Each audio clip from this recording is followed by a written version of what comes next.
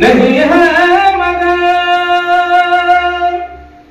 उनकी तस्वीर सीने में मौजूद है, जिनकी खुशबू से महका है सारे जहां,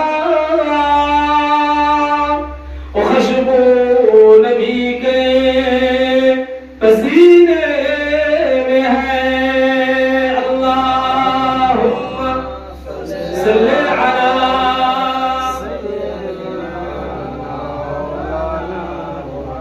व अला आलि सय्यिदिना।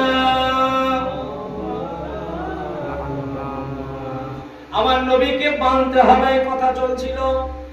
নবীকে মা বললে ঈমান থাকবে না, নবীকে না বললে মুসলমান হওয়া যায় না। আল্লাহ পাক নবীর মানার কথা কোরআনে বলে দিয়েছেন।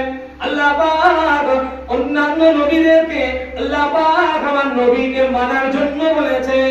কোরআন সাক্ষী দেয়, সূরা বাকারা, সূরা আলে ইমরান, এরকম সূরা সাফের ভিতরে বলে দিয়েছেন আল্লাহ নবী হযরত ঈসা আলাইহিস সালাম আমার নবীর আগের নবী, আল্লাহ নবীর আসার আগের নবী হযরত ঈসা আলাইহিস সালামকে আল্লাহ পাক ইনজিল শরীফ অবতীর্ণ করেছিলেন। ওই ইনজিলে লেখা ছিল ঈসা আলাইহিস সালাম বনি ইসরাঈলকে বলতে লাগলেন, ও বনি ইসরাঈলের আগা, আমি ঈসা তোমাদের কাছে দুটো কথা বলতে চাই।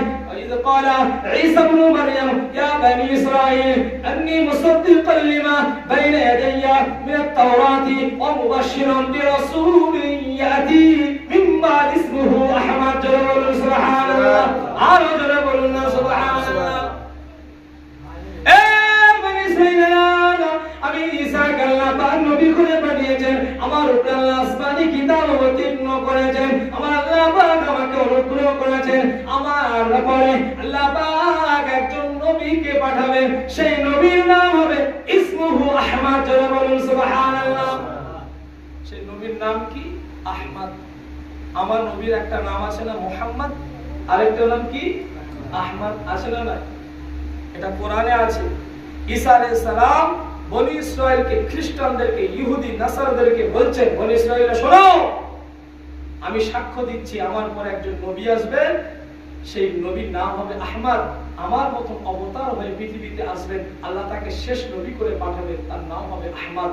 তার দৌর আসলে, সময় আসলে তোমরা তাকে মেরে দিও। জোরে বলুন সুবহানাল্লাহ। কোরআন আরো জায়গায় বলা হয়েছে, আলম তারা ইলাল্লাযীনা আলম তারা আন্নাল্লাহ ألم تر أن الله نزل من السماء ماء ألم تر إلى الملأ من بني إسرائيل من بعد إبراهيم ألم تر إلى الملأ من بني إسرائيل من بعد لبين। এরকম করে অন্যান্য জায়গায় আল্লাহ পাক বলেছেন আমি আল্লাহ নবীকে পাঠাবো, সমস্ত নবীদেরকে নিয়ে আল্লাহ সম্মেলন করছেন, সব নবীদেরকে। আমি সংক্ষেপ করে বলছি, সময় সংক্ষেপ করছি।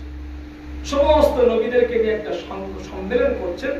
আলম তারা ইলাল মালাই মিন বনি ইসরাঈল মিন বাদি মূসা আলম তারা ইলাল মালাই মিন নবিয়্যিন ইয ক্বালা।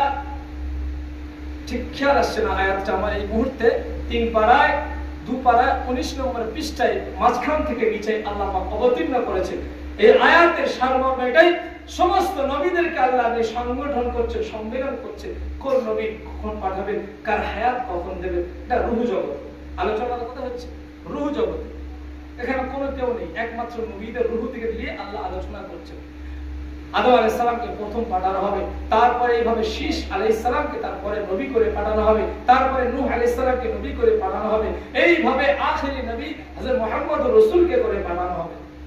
এবং তার শ্রেষ্ঠত্ব বর্ণনা করে আল্লাহ বলছেন কোরআনে ওই আয়াত জায়গায় যে